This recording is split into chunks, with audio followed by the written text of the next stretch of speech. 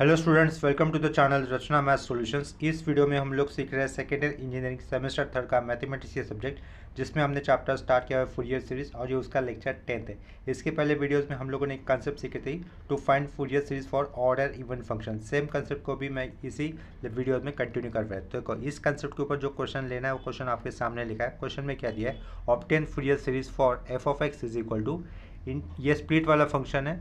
Overall interval क्या दिए function के लिए, -π to π दिया, और ये फंक्शन किस पॉइंट पे स्प्लिट हुआ है, 0 इस ब्रेकिंग पॉइंट पे स्प्लिट हुआ है। ठीक है, तो एफ ऑफ एक्स स्प्लिट वाले फंक्शन में पहला फंक्शन दिया x + π/2 for the interval -π less than x less than 0, और दूसरा फंक्शन दिया π/2 - x for the interval 0 less than x less than π। Hence deduce that's पूछा है, तो पहला क्या डिड्यूस दैट्स वाला पार्ट है, π² is equal to 1/1² plus 1/3² plus 1/5², and also deduce that pi to the power 4 upon 96 is equal to 1/1 to the power 4 plus 1/3 to the power 4 plus 1/5 to the power 4 plus up to infinity. ये हो गया हमारा question clear. ठीक है, तो देखो, जब भी हमारे पास क्वेश्चन -π to π इस इंटरवल के ऊपर रहेगा, यानी कि फूरियर सीरीज एक्सपेंड करनी है इन द इंटरवल -π to π या फिर -L to L, जिसको हम लोग आगे सीखने वाले हैं, इस तरीके के इंटरवल पे फंक्शन को हम लोगों को पहले ही चेक करना अच्छा रहेगा कि whether the given function is odd और इवन। ठीक है, तो हम लोग यहाँ पे चेक कर देंगे whether the given function is odd और इवन। ठीक है, तो फंक्शन ऑड या फिर इवन करने के लिए कंडीशन जो होती है वो हमें पता होनी चाहिए। ठीक है, तो हमेशा ऑड या फिर इवन फंक्शन चेक करने के लिए एक्स इस वेरिएबल को किससे रिप्लेस किया जाता है, -x से रिप्लेस किया जाता है। तो यहाँ पर चालू कर देते हैं, यहाँ पर फंक्शन ऑड या फिर इवन चेक करना। तो लेट लिखा, लेट पुट कर दिया, put x is equal to कितना कर दिया, -x। अब x is equal to -x कहाँ पे पुट करना है, एफ ऑफ एक्स में, यानी कि फंक्शन जिस जहाँ पर x वेरिएबल से बना है तो उसको x वेरिएबल से हटाकर -x वेरिएबल से बना देंगे। ठीक है, ठीक है, देखो ये कॉर्नर में एफ ऑफ क्या दिख रहा था, x दिख रहा था, लेकिन x की जगह पे अभी क्या लिखेंगे, एफ ऑफ -x लिखेंगे। तो लेफ्ट साइड में ये एफ ऑफ -x लिख दिया, इक्वल टू फंक्शन स्प्लिट वाला था, ये स्प्लिट वाला पार्ट दिखा दिया यहाँ पर। x है, x की जगह पे -x लिखना है, लेकिन पहले फिर प्लस वाला पार्ट लिख दिया, तो दैट इज π/2 -x। इंटरवल में भी x की जगह पे -x आएगा, ये -π as it is, less than sine as it is, x की जगह पे आएगा -x साइन, और ये लेस देन 0। π/2 ये माइनस ऑफ -x क्या हो जाएगा, +x हो जाएगा, तो उसके क्या लिख देता हूँ, π/2 +x। ठीक है, इतना क्लियर हो गया। उसके integral limit 0 less than -x रहेगा, फिर लेस देन π हो जाएगा। इतना क्लियर है। ठीक है, इतना ही। इसके बाद देखो, ये इंटीग्रल लिमिट है ना, इंटीग्रल लिमिट ही होने वाले है आगे चलकर, लेकिन ये जो भी इंटरवल लिमिट है जहाँ पर वेरिएबल कैसे दिख रहा है, बीच में माइनस साइन दिख रहा है, तो बीच में कभी भी इंटरवल के बीच में वेरिएबल माइनस नहीं होना चाहिए। तो हम लोग क्या करेंगे, इस इंटरवल की लिमिट्स को माइनस से थ्रू आउट मल्टीपल करेंगे। ठीक है, ये लेफ्ट साइड पे कोई चेंजेस नहीं, तो उनको एज इट इज लिखा जा रहा है, F of -x as it is लिखा, ये π/2 -x एज इट इज लिख देता हूँ, π/2 -x। यहाँ पर ये इंटरचेंज कर देते हैं, यानी कि आगे पीछे लिख देते हैं, x + π/2 ये एज इट इज लिखा। इंटरवल को हम लोगों ने माइनस से मल्टीपल किया, तो ये क्या हो जाएगा, -π का +π हो जाएगा। अगर ये माइनस से इंटरवल को इंटू किया जाता है तो ये इनइक्वलिटी साइन उल्टे हो जाता है, यानी कि ये लेस देन था वो ग्रेटर देन हो जाएगा, बीच के -x का +x, और ये साइन उल्टा हो जाएगा। 0 को माइनस से इंटू करने पर 0 ही रहने वाला है। ठीक है, नीचे क्या चेंजेस रहेंगे, ये 0 ही रहेगा, ये ग्रेटर देन x हो जाएगा, ये ग्रेटर देन -π हो जाएगा। ठीक है, इतना क्लियर है। तो लास्ट में चेंजेस करने पर हमें ये वाला आइडेंटिटी मिला, जो कि मैंने अभी अंडरलाइन किया है। अगर हम लोग इसको ठीक तरीके से ऑब्जर्व करते हैं तो लेफ्ट साइड में तो ये एफ ऑफ -x ही रहेगा। अंडरलाइन वाले पार्ट को अगर ऑब्जर्व कर देते तो वो हमें इतना पता चलेगा कि हमारा एक्चुअल क्वेश्चन नहीं हो रहा है। देखो, ये क्या है, x + π/2 है, क्या है ये, x + π/2, जिसमें -π लेस देन x है और x लेस देन है 0 से।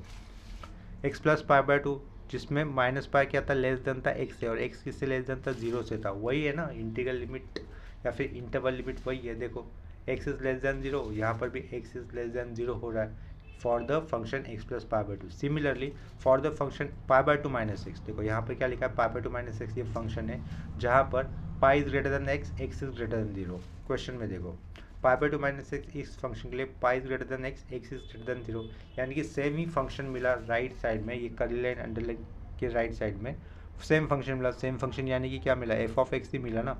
तो ये कंडीशन किसके लिए होती है, this is a condition for functions to be even. ठीक है, तो इसके कारण हम लोग आगे क्या लिख सकते हैं, therefore given function is even function, therefore given function is even इन कौन से इंटरवल पे, -π to π इस इंटरवल पे। ठीक है, तो वो इंटरवल भी मेंशन कर देता हूँ, -π, π। इतना क्लियर हो गया। अगर फंक्शन इवन हो जाता है तो उस केस में डायरेक्टली हमें इतना पता है कि बी एन की वैल्यू क्या हो जाती है, 0। देयरफॉर लिख दिया, therefore B N equal to 0 लिखा। And Fourier series is given as and as Fourier series is given by as Fourier series given by, यहाँ पे लिख देता हूँ फॉर इवन फंक्शन के लिए Fourier सीरीज किस तरीके से लिखी जाएगी उसको एक्सपांड लिख कर देते हैं, यहाँ पे मेंशन कर देते हैं। लेफ्ट साइड में एफ ऑफ एक्स रहेगा, ठीक है। पहले तो a0 आता है, an भी आएगा, समेशन कॉस एन एक्स रहेगा, बी एन तो 0 तो वो वाला पार्ट नहीं आएगा, यहाँ पर summation N equal to infinity रहेगा। इतना क्लियर हो गया, इसको लिखा नंबर 1। अभी क्या करेंगे, हम लोगों को सेपरेटली a0 और an ये जो फूरियर कोएफिशिएंट उनकी वैल्यू निकालनी है। तो लेट a0 का फॉर्मूला क्या होता है, देखो और या फिर इवन के केस में हम लोगों ने ऑलरेडी डिस्कस किए हैं कि a0 और an के फॉर्मूले या ये फूरियर कोएफिशिएंट निकालने के फॉर्मूले क्या हो गए। तो a0 का फॉर्मूला होता है 1/π integral 0 to π f of x d x, ठीक है। ये फॉर्मूला होता है, फॉर्मूले आप लोगों को पता होने चाहिए। इसके बाद नेक्स्ट स्टेप में क्या करेंगे, 1/π तो एज लिखा, 0 to π यूज़ करना है। देखो क्वेश्चन में -π to π का ओवरऑल इंटरवल था जिसमें फंक्शन 0 इस ब्रेकिंग पॉइंट पे स्प्लिट हुआ था ना, तो 0 to π पे जो फंक्शन आया है वही कंसिडर करना है। क्या कहा, 0 to π में जो इंटरवल जो फंक्शन आया है वही कंसिडर करना है हम लोग को मेन क्वेश्चन से। तो 0 to π में 0 to π इस इंटरवल पे π/2 - x ये यही फंक्शन आया ना, तो उसी को यहाँ पर यूज़ करना होगा इंटीग्रल में। तो फंक्शन क्या होगा, ये इंटीग्रल 0 to π, इस इंटीग्रल लिमिट पे फंक्शन क्या था, π/2 - x था, उसको लिखा आगे dx, और इसी फंक्शन का क्या करना है, आगे चलकर नॉर्मली इंटीग्रेशन करना है, ठीक है। इतना क्लियर हुआ होगा। देखो फर्दर इंटीग्रेशन वाला पार्ट मैं इस कॉर्नर में कर देता हूँ, इसके आगे फर्दर इंटीग्रेशन वाला पार्ट यहाँ पे कर देता हूँ। ये लेफ्ट साइड में 1/π रहेगा, इंटीग्रेशन करे तो इसके कारण ये ब्रैकेट आएगा। π/2 - x का इंटीग्रेशन क्या होगा, π/2 - x का होल स्क्वायर, ठीक है, अपॉन में 2 आएगा। और ये इस ब्रैकेट का अगर फर्दर फिर से डिरेड्यूस होता है तो वैल्यू क्या होगी, π/2 की डिरेड्यूस की 0 और -x का डिरेड्यूस क्या आएगा -1, जिसको कहाँ पे लिखना है, अपॉन में लिखना है। स्क्वायर ब्रैकेट क्लोज, और लोअर लिमिट रहेगा 0 और अपर लिमिट क्या रहेगा, पाई रहेगा। डिनोमिनेटर में से क्या कॉमन आएगा बाहर, 2 × -1 -2, वो बाहर के पाई के साथ इंटू होता है तो अपॉन में क्या रहेगा 1/, -1 ऊपर दे देते हैं, -1/2π हो जाएगा। और ब्रैकेट के अंदर क्या रहेगा, π/2 - x का whole square, lower limit 0 upper limit pi. इतना क्लियर है। अभी x की जगह पे क्या डालना है, पहले पाई पुट करना है। तो ये -1/2π एज इट इज़ लिखा, एक ब्रैकेट डाला, फिर से एक ब्रैकेट डाला, ये ओपनिंग ब्रैकेट डाला, x की जगह पे पाई जाएगा, फिर π/2 - पाई क्या रहेगा, -π/2 हो जाएगा, π/2 - पाई -π/2, और -π/2 का स्क्वायर क्या रहेगा, +π²/4। तो ये +π²/4 लिख दिया, ठीक है। पहला लिमिट अपर लिमिट हो गया। अभी x की जगह पे क्या पुट करना है, 0, तो π/2 - 0 π/2 रहेगा, और उसका स्क्वायर करेंगे तो क्या रहेगा, -π²/4 ही हो जाएगा, ठीक है। तो इसको ऑब्जर्व करने पर क्या पता चल रहा है, a0 की वैल्यू कितनी आएगी, 0 आ जाएगी। इतना क्लियर हो गया। देखो π²/4 -π²/4 यानी क्या रहेगी वैल्यू, 0, तो इज इक्वल टू 0। इतना क्लियर है। इसका मतलब a0 की वैल्यू कितनी आ गई, 0 वैल्यू आ गई। देयरफॉर हम लोग यहाँ से क्या लिख सकते हैं, देयरफॉर a0 इक्वल टू कितना आया, 0 आया, अंडरलाइन कर दिया। उसके बाद अभी क्या निकालना है, सिर्फ an की वैल्यू निकालनी है। तो and an equal to, an का फॉर्मूला क्या होता है, 2/π इंटीग्रल 0 to π होता है f ऑफ एक्स के बाजू में cos nx लिखना पड़ता है, cos nx, और ये साइड में लिखा dx, ठीक है। तो 0 to π इस इंटीग्रल लिमिट पे जो फंक्शन आया था वही हमें लेना था, या फिर इस इंटरवल पे जो फंक्शन आया था वही लेना है। तो 0 to π इस इंटरवल पे π/2 - x ये फंक्शन आया था ना, तो उसी को यहाँ पर कंसिडर करना होगा। π/2 - x एक राउंड ब्रैकेट में होगा, और बाजू में क्या होगा, cos nx ये dx। इसका इंटीग्रेशन करना है by generalize rule of integration. क्या कहा, by generalize rule of integration. General rule of integration में क्या होता है, एक फंक्शन u कंसिडर किया जाता है, दूसरा v कंसिडर किया जाता है, और लेफ्ट टू राइट जो पहला फंक्शन आएगा उसको हम लोग u कंसिडर करके in the order of LIATE, ठीक है। ये फंक्शन की कैटेगरी है। L यानी कि लॉगरिथमिक, I यानी कि इनवर्स ट्रिग्नोमेट्रिक, A यानी कि algebraic, T trigonometric, E exponential. अगर ये अलग अलग टाइप के फंक्शन है जिनका इंटीग्रेशन में यूज़ हो रहा है दो फंक्शन, तो उनमें से लेफ्ट राइट जो भी पहला फंक्शन आएगा उसको एज ए यू कंसिडर करना होगा, और दूसरा वाला फंक्शन बाय डिफॉल्ट v हो जाएगा। तो हमारे केस में देखो फंक्शन है ना, ऐसा है ना अभी π/2 - x, और ये क्या था, cos nx, तो cos nx क्या हो जाएगा, अपना v हो जाएगा, और π/2 - x ये u वाला पार्ट हो जाएगा, क्योंकि ये एल्जेब्रिक फंक्शन है, ठीक है। इतना क्लियर हो गया। तो ये u डिसाइड हो गया और ये v डिसाइड हो गया। लेकिन जनरलाइज रूल ऑफ इंटीग्रेशन किस तरीके से किया जाता है, देखो उसमें क्या किया जाता है, अगर integration u dot V D X है तो पहले u एड्रेस लिखना होता है, फिर जो v फंक्शन सेलेक्ट किया था उसका इंटीग्रेशन सबस्क्रिप्ट से दिखाते हैं, सबस्क्रिप्ट में नंबर लिखकर, उसके बाद माइनस साइन देना होता है। u फंक्शन जो लिया था उसका derivative u dash, v1 function का फिर से इंटीग्रेशन होता है तो v2 हो जाता है, माइनस के बाद प्लस u डैश हुआ था, यानी कि u फंक्शन का एक बार डेरिवेटिव होने के बाद फिर से उसी का डेरिवेटिव होगा तो u डबल डैश लिखना होता है, और v2 का फिर से इंटीग्रेशन करते हैं तो v3 लिखना होता है। ऐसे ही हम लोगों को प्लस माइनस ऑर्डर कंसिडर करते हुए कंटिन्यू करते रहना है। तो प्लस और माइनस, प्लस इसके बाद साइन आएगा माइनस, माइनस के बाद क्या लिखेंगे, u का ट्रिपल डैश होगा क्योंकि पीछे डबल डैश हुआ था, और v3 से v4 आएगा। इतना क्लियर हो गया, ये जनरल रूल ऑफ इंटीग्रेशन। तो वही जनरल रूल ऑफ इंटीग्रेशन यहाँ पे अप्लाई करना है, जहाँ पर u की वैल्यू क्या है, पाई बाई टू माइनस एक्स है, तो लेफ्ट साइड में तो 2 अपॉन पाई रहेगा, इंटीग्रेशन हो रहा है तो इसके कारण ये स्क्वायर ब्रैकेट डाला। पहला u वाला function as it is, that is pi by two minus x, ये एज इट इज़ लिखा, u ब्रैकेट में लिखा। कॉस का इंटीग्रेशन क्या होता है, सिंपली साइन होता है, तो ये साइन एन एक्स आएगा। एन एक्स का फर्दर डेरिवेटिव क्या रहेगा, एन, जो कि अपॉन में लिखना पड़ेगा, उसके बाद माइनस दो, माइनस के बाद ब्रैकेट दो, जो u फंक्शन था उसका डेरिवेटिव पाई बाई टू का डेरिवेटिव 0 और माइनस एक्स का डेरिवेटिव क्या होगा -1, जिसको हम लोग राउंड ब्रैकेट में लिख देते हैं। ये डॉट दिया। साइन का इंटीग्रेशन क्या होगा, minus minus cos N X होगा। एन एक्स का फर्दर डेरिवेटिव अपॉन में एन, यहाँ पे ऑलरेडी एन था, यानी कि अपॉन में क्या लिखेंगे यहाँ पर एन स्क्वायर, ये राउंड ब्रैकेट क्लोज। -1 का फर्दर डेरिवेटिव होगा 0, तो भले कॉस का इंटीग्रेशन आता हो लेकिन जनरल रूल ऑफ इंटीग्रेशन यहीं पे रुक जाएगा, क्योंकि -1 का डेरिवेटिव 0 हो रहा है। तो जनरल रूल ऑफ इंटीग्रेशन यहीं पे स्टॉप होने के कारण ये closing square bracket, lower limit 0, upper limit आएगा यहाँ पर पाई। ठीक है, नेक्स्ट स्टेप में before applying upper limit minus lower limit वाला स्टेप हम लोगों को साइन सिंप्लीफिकेशन करना होगा। साइन सिंप्लीफिकेशन की स्टेप दिखानी होगी। ये 2 अपॉन पाई, ये opening square bracket, first bracket में कोई चेंजेस नहीं तो वो एज इट इज आएगा, pi by two minus x, ये sine n x upon n. देखो ये माइनस प्लस और ये आगे माइनस, यानी कि सेंटर में माइनस ही रहेगा, और ये क्या हो जाएगा, cos N x upon N square. ठीक है, square bracket close, lower limit 0, upper limit pi. Next case में क्या करना है, एक्स की जगह पे पाई पुट करना है। नेक्स्ट स्टेप में क्या करेंगे हम लोग, एक्स की जगह पे पाई पुट करेंगे, ये करली ब्रैकेट डाला, ये ओपनिंग स्क्वायर ब्रैकेट डाला। एक्स की जगह पे पाई जाएगा तो साइन के साथ पाई तो वैल्यू 0, ये पहला टर्म 0 हो जाएगा। एक्स की जगह पे पाई, कॉस एन पाई की वैल्यू होती है -1 टू द पावर एन, तो ये आगे का minus sine, cos N pi की value -1 to the power N, और नीचे क्या था, एन स्क्वायर था। इतना क्लियर हो गया। उसके बाद माइनस दो, माइनस के बाद ब्रैकेट दो, अभी एक्स की जगह पे पुट करना है लोअर लिमिट, तो यहाँ पर एक्स की जगह पे लोअर लिमिट का 0 आएगा, तो ये साइन 0 0 हो जाएगा, कंप्लीट टर्म 0, ये एक्चुअल वाला माइनस साइन यहाँ पे पुट किया।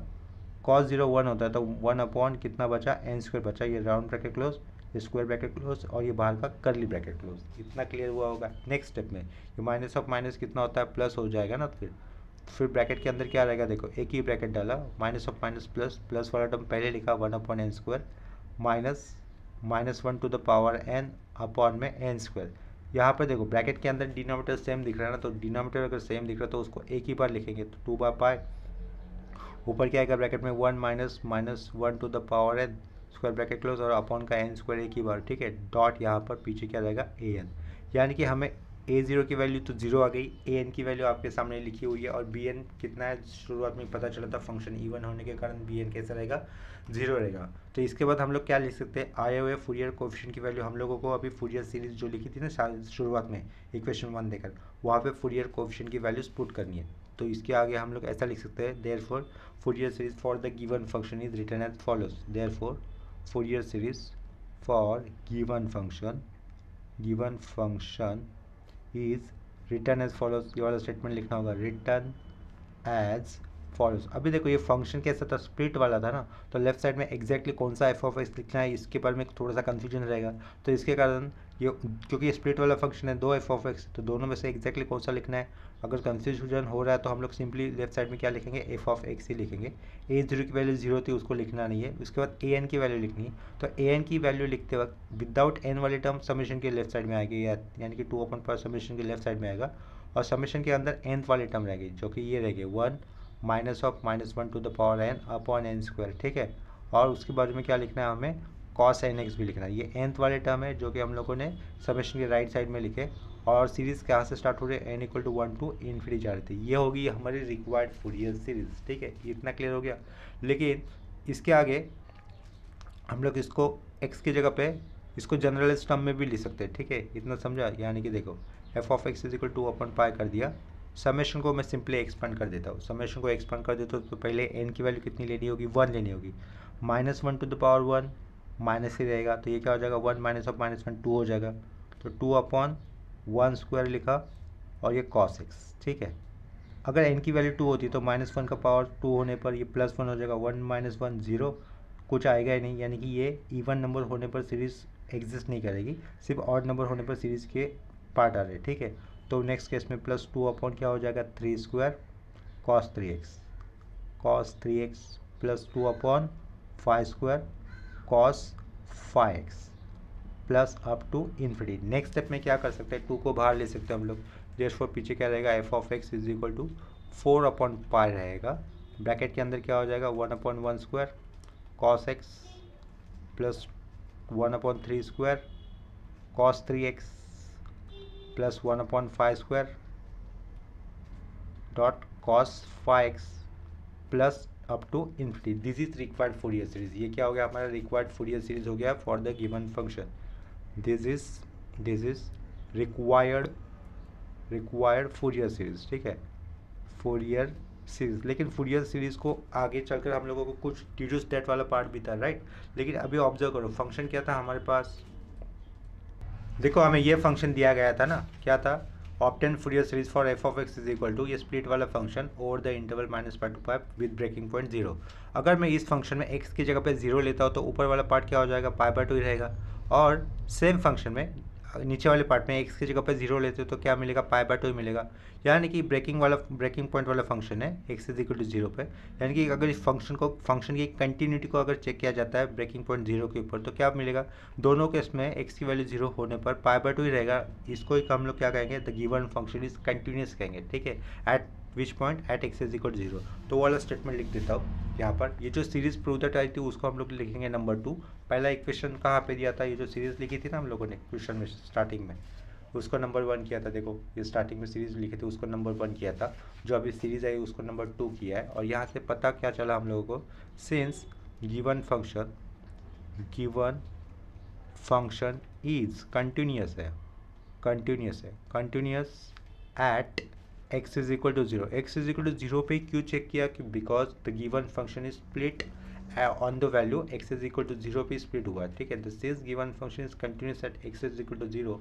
देयरफॉर क्या लिखा, देयरफॉर क्या लिखा, taking any function, therefore taking any one function लिख दो, therefore any one function from split intervals, from therefore taking any one function from split वाला था ना ये, स्प्लिट इंटरवल्स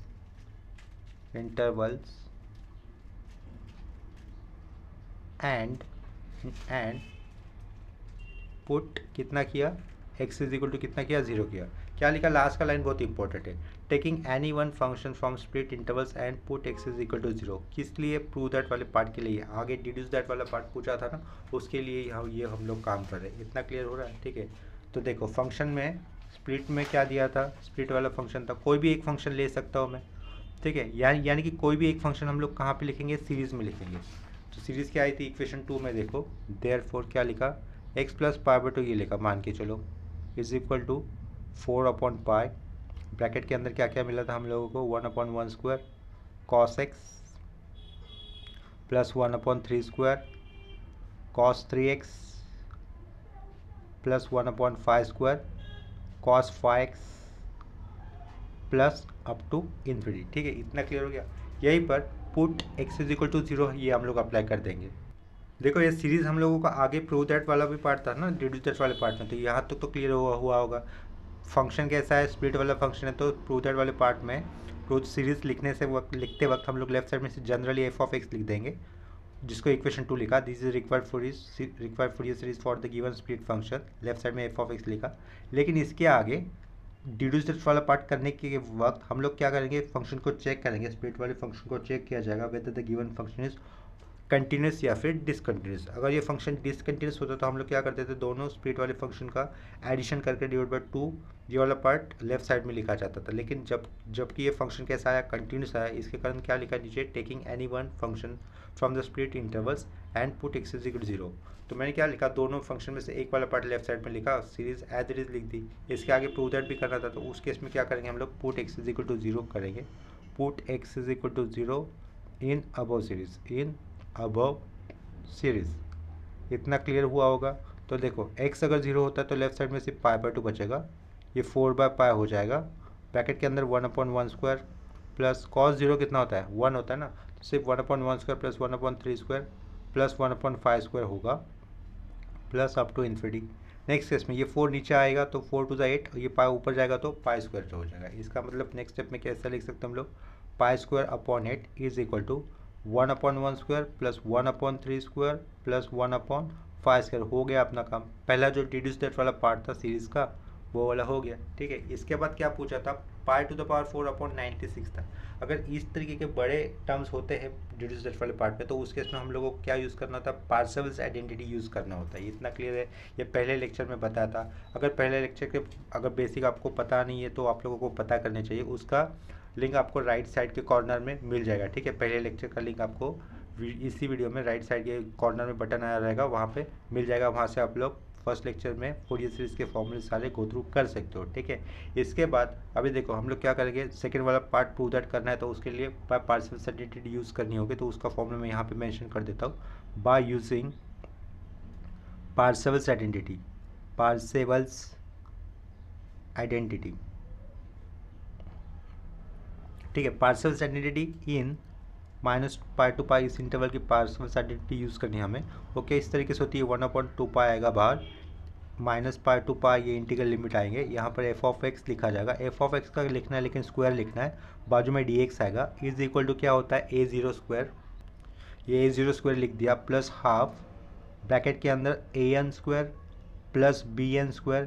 ये होती है पार्सेवल्स आइडेंटिटी इन द इंटरवल -π, जो कि ऑलरेडी प्रूव होती है, यानी कि यहाँ पर LHS is equal to RHS already prove होता है, ठीक है। तो इसको लिखा अल्फ़ाबेट A लिख दिया। यहाँ से हम लोग अभी क्या लेंगे, पार्सेवल्स आइडेंटिटी का LHS वाला पार्ट ले लेंगे। तो देयरफॉर लिखा जाएगा, therefore LHS is equal to 1/2π लिखा, इंटीग्रल लिमिट -π f(x) का होल स्क्वायर है, ठीक है। f(x) लिखा, उसका होल स्क्वायर किया, यहाँ पर dx किया। लेकिन अपना गिवन फंक्शन तो 0 इस ब्रेकिंग पॉइंट पे स्प्लिट था, तो इसके कारण 1/2π ये एज इट इज़, 1/2π के बाद एक करली ब्रैकेट, -π से 0 तक f(x) का होल स्क्वायर ही रहेगा, dx प्लस अभी 0 से लेकर π तक f(x) का क्या स्क्वायर ही होगा, और यहाँ पे क्या आएगा, dx आएगा, ये करली ब्रैकेट क्लोज, फंक्शन स्प्लिट कर दिया। -π to 0 इस इंटीग्रल लिमिट पे जो फंक्शन रहेगा वो मुझे लिखना होगा नेक्स्ट केस में, ये करली bracket integral limit -π to 0 f(x) क्या लिखना होगा, देखो -π से 0 पे क्या था फंक्शन, x प्लस π/2 था, क्या था, x प्लस π/2, तो ये ब्रैकेट x प्लस π/2 लिखा, फंक्शन का लेकिन स्क्वायर था तो स्क्वायर किया, ये dx रहेगा, प्लस इंटीग्रल 0 to π f(x) क्या था इस केस में, π/2 - x, π/2 - x ब्रैकेट का स्क्वायर, और उसके बाजू में ये dx होगा, ये करली ब्रैकेट। इतना क्लियर है। तो देखो ये जो भी स्क्वायर राउंड ब्रैकेट के अंदर जो भी इंटीग्रल आए उसके लिए ये फॉर्मूला हम लोग ये अप्लाई करेंगे, integration ax + b to the power n dx अगर होता है तो उसका इंटीग्रेशन किस तरीके से होगा, ax + b to the power n+1 same n+1 upon में, और जो ब्रैकेट के अंदर आया उसका फर्दर डिरिड्यूस करेंगे हम लोग, तो ax + b का फर्दर डिरिड्यूस क्या रहेगा, ओनली a रहेगा, जिसको डिनोमिनेटर में लिखना होगा। तो ये क्लियर है। देखो ये जो सर्कल किया ना अभी, तो यही फॉर्मूला मुझे ऊपर राउंड किए हुए फंक्शन के अंदर आए हुए पार्ट को करना है, यानी कि ये करली अंडरलाइन जो किया है ना उनको अप्लाई करना है।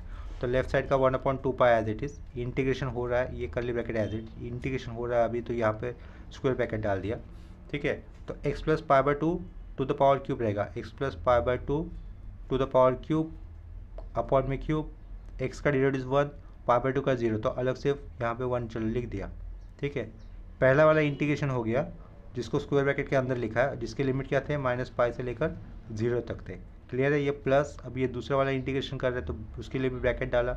इसका इंटीग्रेशन कैसे रहेगा, π/2 - x का होल क्यूब अपॉन 3 नीचे भी आएगा, पाई बाय 2 का डी रेडियस 0 और -6 का डी रेडियस कितना होगा -1, square bracket close, lower limit 0 upper limit pi, ये कर्ली ब्रैकेट क्लोज।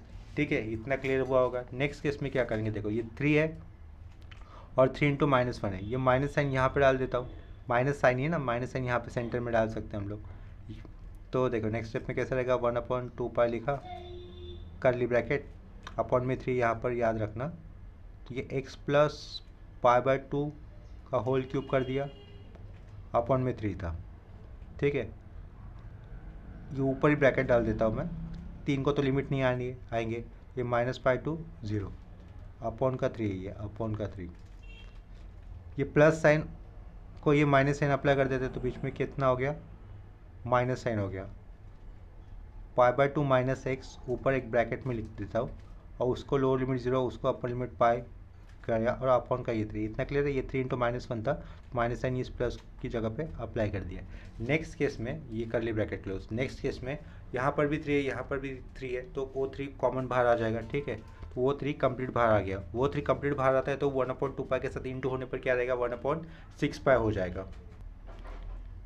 1/6 पाई लिखा, ये कर्ली ब्रैकेट के अंदर, यहाँ पे अभी हम लोग अपर लिमिट पुट कर रहे हैं, यानी कि x की जगह पे 0 पुट करने पर क्या आएगा, पाई बाय 2 का क्यूब आएगा, वो क्या रहेगा, पाई क्यूब अपॉन 8 हो जाएगा। अपर लिमिट पुट कर दिया, अभी माइनस का ब्रैकेट दो, x की जगह पे -π पुट करना है, -π प्लस पाई बाय 2 कितना होगा, -π/2 होगा, और -π/2 का क्यूब करने पर कितना रहेगा, -π³ अपॉन 80 आएगा, ये राउंड ब्रैकेट क्लोज। ठीक है, ये पहले वाले इंटीग्रल के अपर लिमिट और माइनस लोअर लिमिट इस ब्रैकेट में कर दिया, माइनस डाला, उसके बाद ब्रैकेट डाला।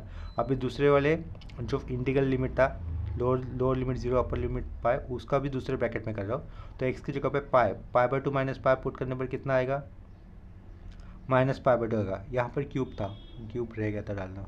ठीक है, यहाँ पर क्यूब था, तो पाई बाय 2 -π करने पर -π/2 आएगा, और -π/2 का क्यूब कितना हो जाएगा, -π³ अपॉन 8। ठीक है, -2 फिर ब्रैकेट दो, ब्रैकेट डाला, अभी x की जगह पे 0, तो पाई बाय 2 -0 यानी कि पाई बाय 2 रहेगा, और पाई बाय 2 का क्यूब कितना हो जाएगा, π³ अपॉन 8, तो π³ अपॉन 8 राउंड ब्रैकेट क्लोज, ये स्क्वायर ब्रैकेट क्लोज और ये कर्ली ब्रैकेट क्लोज।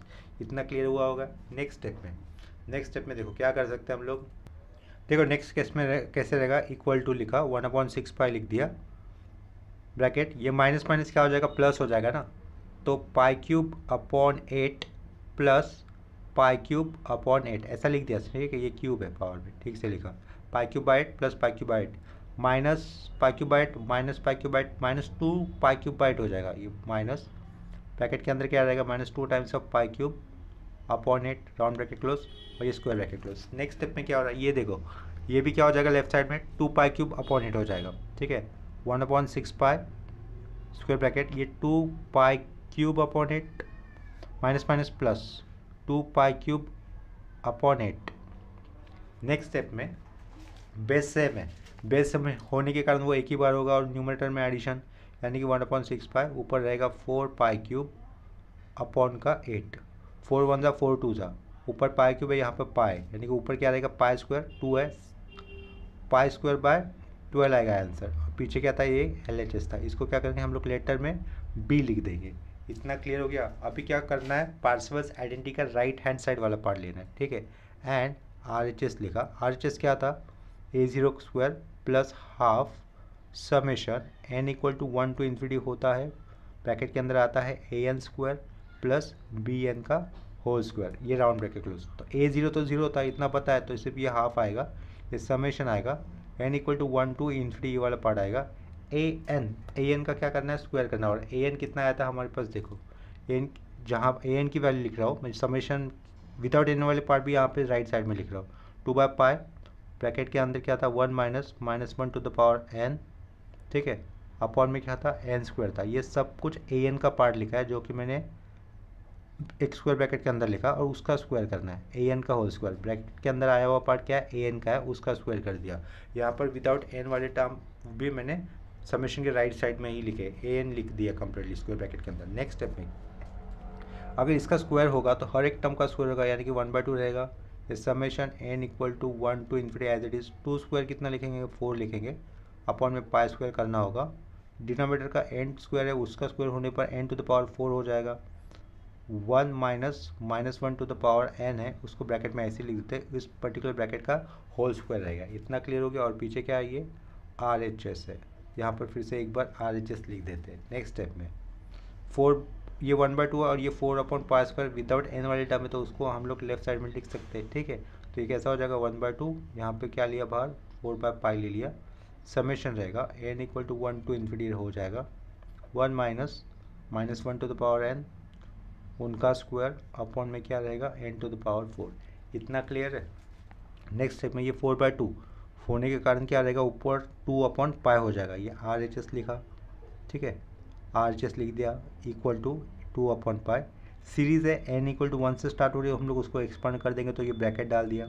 ठीक है, तो n की जगह पे पहले 1 आएगा, तो -1 to the power 1 -1 1 minus of -1 2 हो जाएगा, 2 का स्क्वायर 4, तो ऊपर आएगा 4/1 टू द पावर 4। अभी n अगर 2 ले लेते हैं तो -1 का स्क्वायर +1 1 माइनस 1 0, तो अपॉन में 2 टू द पावर 4 लिखने कोई मतलब नहीं, क्योंकि ऊपर 0 आ रहा है। ठीक है, यानी कि इवन टर्म्स होने पर सीरीज़ एग्जिस्ट नहीं करेंगे, सिर्फ ऑड टर्म होने पर सीरीज़ के अंदर आने वाले पार्ट आएंगे। तो ऊपर के नेक्स्ट टर्म क्या हो जाएगा 4/3 टू द पावर 4, उसके नेक्स्ट वाला टर्म रहेगा 4/5 to the power 4 plus up to infinity.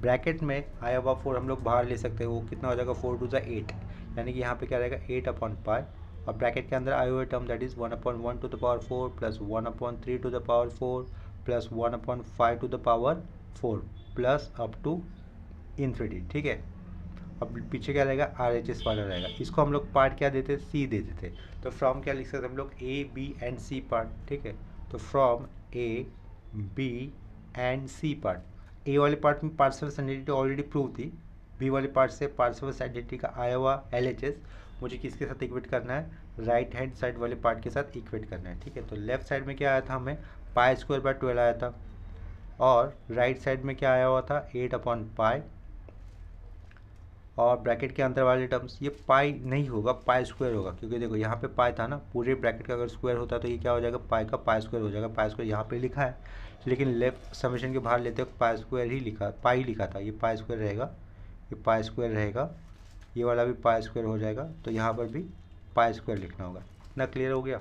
Next step में 1/1 to the power 4 as it is plus 1/3 to the power 4 as it is plus 1/5 to the power 4 as it is plus up to infinity. ठीक है, next case में क्या कर सकते हैं, ये upon का π² लेफ्ट साइड में जाएगा तो ऊपर जाएगा, और π² into π² pi to the power 4, 12 8 जा कितना होता है 96 होता है ना, तो ये 96 आएगा लेफ्ट साइड में, और राइट साइड में क्या रहेगा 1/1 to the power 4 plus 1/3 to the power 4 plus 1/5 to the power 4 plus up to infinity. ठीक है, इतना क्लियर हो गया। ठीक है, तो अभी यहाँ पर हम लोगों ने कौन सा सम किया, ऑड और इवन फंक्शन के ऊपर एक नया एक दूसरा क्वेश्चन ले लिया इन द इंटरवल -π to π। तो सेम कंसेप्ट के ऊपर अभी मैं एक दूसरा क्वेश्चन ले रहा हूँ। यहाँ पर दूसरा क्वेश्चन लिखने से पहले यहाँ पर इस वाले पार्ट के लिए यहाँ पे लिख देते हैं हेंस प्रूव। ठीक है, इतना क्लियर हो गया। जिसके बाद जो क्वेश्चन लेना है वो भी क्वेश्चन सेम कंसेप्ट के ऊपर ही रहेगा, यानी कि फंक्शन को चेक करना होगा whether the given function is odd या फिर इवन, क्योंकि अभी जो फूरियर सीरीज लिखनी है वो भी हम लोग को -π to π इस इंटरवल पे प्रूव दैट करनी है। ठीक है, तो क्वेश्चन लिख रहा हूँ मैं यहाँ पर। देखो, जो नेक्स्ट क्वेश्चन करना है वो क्वेश्चन यहाँ पे लिखा है। क्वेश्चन में क्या दिया, obtain Fourier series for the function my f(x) is equal to, function split वाला दिया है, ओवरऑल इंटरवल क्या है -π to π, और फंक्शन किस पॉइंट पे ब्रेक हुआ है 0 इस पॉइंट पे ब्रेक हुआ है। हम लोग चेक भी इसी वक्त चेक कर सकते हैं कि whether the given function is continuous और डिसकंटिन्यूस। तो कैसे चेक करेंगे, ब्रेकिंग पॉइंट की वैल्यू, यानी कि function x is equal to 0 इस ब्रेकिंग पॉइंट पे स्प्लिट हुआ है ना, तो वो वैल्यू अगर ये दोनों फंक्शन में पुट कर देता हूँ तो दोनों के इसमें वैल्यू कितनी आ रही है 1 आ रही है। इसका मतलब फंक्शन क्या है, कंटिन्यूस फंक्शन है at x is equal to 0 पे। इतना क्लियर हो गया। ऑल्सो सेम क्वेश्चन में क्या पूछा है, deduce that π² upon eight is equal to 1/1² plus 1/3² plus 1/5² plus up to infinity. तो जैसे कि ये गिवन फंक्शन -π to π इस इंटरवल पे ऊपर दिया हुआ है, ओवरऑल इंटरवल -π to π, तो हमें ये चेक करना ज़रूरी है कि whether the given function is odd या फिर इवन। तो फंक्शन को ऑड या फिर इवन कैसा है ये जानने के लिए हमें क्या करना होता है, put x is equal to -x put करना होता है। तो वो वाली स्टेप कर देंगे। लेट पुट क्या किया, x is equal to -x किया, तो इस x को हटाकर उसकी जगह पे क्या पुट करना है, -x पुट करना है। तो देयरफॉर f ऑफ -x हो गया, ये करली ब्रैकेट फंक्शन स्प्लिट वाला है, इसके कारण x की जगह पे -x आने पर ये कैसा हो जाएगा 1 - 2x अपॉन पाई हो जाएगा। राइट साइड के इंटरवल पे भी x की जगह पे -x पुट करना, तो ये minus pi less than equal to -x less than equal to 0। यहाँ पर ये x की जगह पे -x आने पर 1 + 2x बाय पाई हो जाएगा, 1 + 2x अपॉन पाई हो जाएगा ये, ठीक है। और इंटीग्रल लिमिट x की जगह पे माइनस पाई आने के कारण ये कैसा हो जाएगा, 0 less than equal to -x less than equal to pi. लेकिन इतना भी याद रखो कि इंटरवल पे कभी भी वेरिएबल में माइनस नहीं होता। क्या कहा, ये जो भी इंटरवल लिखे हैं ना, वहाँ पर वेरिएबल कभी भी माइनस में नहीं होना चाहिए। तो उसके कारण क्या करेंगे हम लोग, इंटरवल को थ्रू आउट माइनस से इंटू कर देंगे। क्या कहा, इंटरवल को किससे इंटू करेंगे, माइनस से इंटू करेंगे। और वो करते वक्त लेफ्ट साइड में यहाँ पे जो वाला पार्ट है वो एज इट इज़ लिखा जा रहा है। इतना क्लियर हो गया। इसको माइनस से इंटू होने पर क्या हो जाएगा, ये माइनस पाई इंटू माइनस से इंटू करने पर ये प्लस पाई हो जाएगा। लेकिन जब भी हम लोग इंटरवल को माइनस से इंटू करते हैं तो इनइक्वलिटी साइन रिवर्स हो जाती है, यानी कि उल्टी हो जाती है, ठीक है। इतना क्लियर हो गया।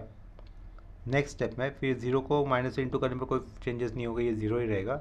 0 less than equal to greater than equal to sorry ये -x का +x greater than equal to plus pi का माइनस पाई हो जाएगा, ठीक है। इतना हो गया। अभी हम लोग क्वेश्चन को ऑब्जर्व करेंगे। देखो क्वेश्चन में क्या था, 1 - 2x बाय पाई था, जिसमें क्या ऐसा है x इज़ ग्रेटर देन 0 और x is less than pi. तो 1 - 2x बाय पाई, जिसमें पाई कैसा है, ग्रेटर देन x है और x इज़ ग्रेटर देन 0 है। देखो वही तो है ना, pi is greater than x, x is greater than 0, pi is greater than x, x is greater than 0। Similarly दूसरा वाला पार्ट भी वैसे ही आ जाएगा। 1 + 2x बाय पाई इस फंक्शन के लिए minus pi is less than x, minus pi is less than x for the function 1 + 2x by pi and 0 is less than और and 0 is greater than x। यहाँ पर भी तो वही है, 0 इज़ ग्रेटर देन x। इसका मतलब क्या हो गया, ये जो भी स्प्लिट वाला पार्ट है वो तो अपना मेन क्वेश्चन ही हो गया ना। लेफ्ट साइड में क्या रहेगा, f of -x is equal to f of x।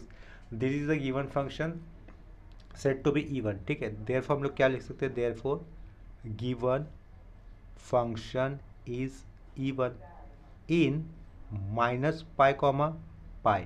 इतना क्लियर हो गया। -पाई, पाई इस इंटरवल पे गिवन फंक्शन कैसे रहेगा, इवन होगा। Therefore Fourier series is given as follows, therefore Fourier series is given as follows, given as follows. इस तरीके से फूरियर सीरीज लिखेंगे हम लोग। Since given function even in -pi to pi ऐसा लिखा ना, तो देयरफॉर क्या कर सकता हूँ मैं, देयरफॉर bn इक्वल टू 0 लिख सकता हूँ, ठीक है, directly. Therefore bn equal to 0 लिख दिया। Therefore Fourier series given as follows किस तरीके से लिखी जाएगी, स्प्लिट वाला फंक्शन तो लेफ्ट साइड में तो f ऑफ x ही आएगा इन जनरल, a0 की वैल्यू प्लस an आएगा, an के बाद समेशन आएगा, summation n equal to 1 to ∞, और उसके बाद में क्या लिखना पड़ता है, हमें cos nx लिखना होता है, ठीक है। ये हो गई सीरीज जहाँ को जिसको हम लोग 1 से रिप्रेजेंट करेंगे। इसके बाद क्या करना होता है, अभी फूरियर कोएफिशिएंट जो a0 an है उनकी वैल्यू निकालनी होती है। तो यहाँ पर हम लोग a0 इस फूरियर कोएफिशिएंट की वैल्यू निकालेंगे, ठीक है। तो इवन फंक्शन होने पर a0 की वैल्यू निकालने के लिए फॉर्मूला क्या है, देखो let a0 is equal to 1/पाई होगा, इंटीग्रल 0 to पाई आएगा f of x dx, 0 to pi f of x और लास्ट में आएगा dx। तो 0 to पाई इस इंटीग्रल लिमिट पे जो फंक्शन रहेगा वही हमें यूज़ करना है, ठीक है। भले ये फंक्शन स्प्लिट वाला था -पाई टू 0 0 to पाई, लेकिन 0 to पाई इस इंटरवल लिमिट पे जो फंक्शन आया है वही सेलेक्ट करना है। 1 - 2x बाय पाई आया तो वही सेलेक्ट किया जाएगा इंटीग्रेशन के लिए। इंटीग्रेशन 0 to पाई फंक्शन क्या आया था, 1 - 2x अपॉन पाई आया था, राउंड ब्रैकेट क्लोज dx। इसका अभी हम लोग क्या करेंगे, इंटीग्रेशन करेंगे। तो इंटीग्रेशन के लिए मैंने जगह बना दी, ठीक है। 1/पाई will be as it is, integration हो रहा है तो उसके कारण ब्रैकेट 1 - 2x अपॉन पाई का इंटीग्रेशन हो रहा है, इसके पावर में कुछ नहीं है यानी कि 1 है, तो उसका इंटीग्रेशन कैसे होगा, 1 - 2x upon pi bracket close, ऊपर रहेगा स्क्वायर, नीचे 2 आ जाएगा। 1 का डेरिवेटिव 0, ये minus sine as it is रहेगा यहाँ पर। x का डेरिवेटिव कितना होता है 1, तो यहाँ पे इंटू में क्या रहेगा, -2 अपॉन पाई रहेगा, ये राउंड ब्रैकेट क्लोज। इंटीग्रेशन हो गया तो कंप्लीट स्क्वायर ब्रैकेट कर दिया, और ये लोअर लिमिट 0 और अपर लिमिट पाई। इतना क्लियर हुआ होगा, ठीक है। देखो इसका इंटीग्रेशन करने के लिए कौन सा फॉर्मूला लगाया, जो कि फॉर्मूला मैंने पहले वाले केस में बताया था, वो ये वाला फॉर्मूला अप्लाई किया। देखो ax + b to the power अगर n है, dx है, तो उसका इंटीग्रेशन इस तरीके से लिखा जाता है, ax + b to the power n+1 upon में n+1, और जो ब्रैकेट के अंदर आया है उसका फर्दर डेरिवेटिव्स करो और नीचे लिखो। तो ax + b का डेरिवेटिव्स होने पर x का डेरिवेटिव 1, तो a तो बचेगा, नीचे a लिखा और b का डेरिवेटिव 0, तो इतना ही आएगा। इसी फॉर्मूले से इंटीग्रेशन किया। देखो राउंड ब्रैकेट के अंदर आया हुआ टर्म इसके जैसे माना, ये जो अंडरलाइन किया उसके जैसे माना, जहाँ पर n की यहाँ पे पावर में कुछ नहीं है यानी कि 1 हो जाएगा, यानी कि n हमारा कितना है इस केस में 1 है। तो ये सेम टर्म तो लिखना है एक बार, देखो सेम टर्म लिखा है, पावर में क्या किया 1 + 1 कर दिया क्योंकि n तो 1 था ना, तो ऊपर क्या हो गया अपना 2 हो गया, और नीचे यही सी फंक्शन का डेरिवेटिव नीचे लिखना है, 1 का डेरिवेटिव 0 -2x/π का डेरिवेटिव क्या होगा -2/π, वही तो लिखा था। तो नेक्स्ट स्टेप में देखो क्या होने वाला है, इसका जो सिंप्लीफिकेशन करना है सिर्फ लोअर लिमिट 0 अपर लिमिट पाए, 2 × -2 कितना हो जाएगा -4 हो जाएगा। तो उसको हम लोग एडजस्ट करके कैसे लिख सकते हैं -π/4 लिख सकते हैं, कैसे -π/4। तो यहाँ पर लिखता हो देखो लेफ्ट साइड में, पीछे क्या रहेगा a 0 है, ये 1/π था, ब्रैकेट के अंदर क्या हो जाएगा -4/π हो जाएगा, ये राउंड ब्रैकेट डाला, lower limit upper limit x की जगह पे पुट करना है ना, तो यही पर आएंगे 1 - 2x/π का होल स्क्वायर, लोअर लिमिट कितना 0 अपर लिमिट कितना पाई, और ये स्क्वायर ब्रैकेट क्लोज, ठीक है। तो ये -4/π इज द कांस्टेंट, उसको लेता हो बाहर, बाहर लेते हो तो क्या हो जाएगा -4/π² हो जाएगा, राउंड ब्रैकेट 1 - 2x/π का whole square, lower limit 0 upper limit pi. इतना क्लियर हो रहा है, ये स्क्वायर है ये पाई है। चलो यहाँ पे कंफ्यूजन हो सकता है, ये स्क्वायर और पाई ये 2π लग रहा है ना, तो इसको एक राउंड ब्रैकेट स्क्वायर ब्रैकेट डाल देता हूँ। स्क्वायर ब्रैकेट के अंदर फंक्शन है जहाँ पर अपर लिमिट और लोअर लिमिट पुट करना है, ये 0, फिर ब्रैकेट के बाहर क्या है पाई है, ठीक है। तो नेक्स्ट स्टेप में क्या करेंगे, ये a 0 पीछे का -4 लिखा, 4/π लिखा, ब्रैकेट अभी अपर लिमिट पुट करना है, तो यानी कि x की जगह पे पाई आएगा, तो x की जगह पे पाई आएगा तो क्या होगा पाई कैंसिल, तो 1 - 2 कितना होगा -1, और -1 का स्क्वायर कितना होता है +1 होता है, तो अपर लिमिट पुट करने पर वैल्यू कितनी आई +1 आई। अभी x की जगह पे कितना पुट करना है 0, तो ये तो सब कुछ टर्म 0 हो जाएगा, 1 - 0 1, 1 का स्क्वायर 1, तो यहाँ पे कितना आएगा माइनस देना है, 1 का स्क्वायर 1 ही आएगा, तो माइनस ब्रैकेट क्लोज, 1 - 1 कितना होता है 0, इसका मतलब a 0 की वैल्यू कितनी आ गई 0 आ गई। इतना क्लियर हो गया, a 0 की वैल्यू 0 आ गई। इसके बाद हमें क्या करना है, a n की वैल्यू निकालनी है। a n की वैल्यू निकालने के लिए फॉर्मूला 2/π इंटीग्रल 0 to π f(x cos nx dx) ये यूज़ करना होता है। इसके आगे वाला पार्ट मैं कहूँगा आप लोगों को, आप लोग खुद से ट्राई करो an और इसको सीरीज़ लिखकर उसको प्रूव दैट करने वाला पार्ट आप खुद से ट्राई करो, नहीं आता तो उसको उसी सेम पार्ट को मैं नेक्स्ट लेक्चर में कंटिन्यू करूँगा, ठीक है। अब तक हमारी लैपलास ट्रांसफॉर्म 1 और लैपलास ट्रांसफॉर्म 2 ये इसकी कंप्लीट प्लेलिस्ट बन चुकी है, तो उसको आप इसके वीडियोस आपको प्लेलिस्ट में मिल जाएंगे या फिर इस वीडियो के लास्ट में एंड स्क्रीन में भी मिल जाएंगे। आज के किए हुए लेक्चर में किसी प्रॉब्लम है या फिर कंसेप्ट में डाउट तो मुझे कमेंट सेक्शन में इन्फॉर्म कर देना। अगर पहली बार चैनल पे आए हो तो प्लीज़ चैनल को सब्सक्राइब कर दो। वीडियोस आपको अगर अच्छे लग रहे तो वीडियोस को लाइक भी कर देना, अगर हेल्पफुल लग रहे तो उसको इस वीडियोस को अपने फ्रेंड्स के साथ शेयर भी कर देना, ठीक है। मिलते हैं नेक्स्ट लेक्चर में, तब तक के लिए बाय और टेक केयर।